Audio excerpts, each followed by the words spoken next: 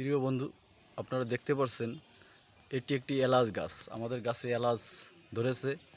এটা হচ্ছে hybrid hybrid জাতের এলাচ। এর আর এক নাম হচ্ছে কালো এলাচ, অনেকে বড় এলাচও বলে।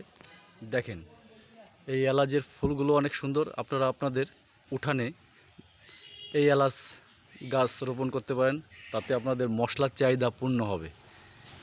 এই এলাচ গাছে যখন ফুল ফোটে তখন অনেক সুন্দর দেখতে, সৌন্দর্যটা অনেক ভালো। এই দেখেন, আমরা এলাচ তুলেছি, এগুলোরে রোদে শুকাতে হবে। শুকানোর পরে এগুলো ব্যবহার করতে হবে, তাতে আপনাদের মশলার চাহিদা পূর্ণ হবে। এলাচ গাছ অনেক সুন্দর। এলাচ গাছের পাতাও অনেক সুন্দর, অনেক সুন্দর এলাচ।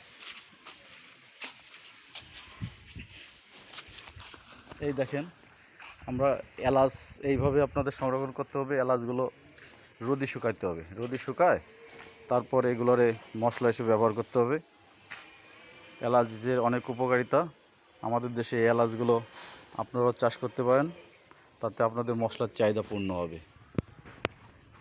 Thank you.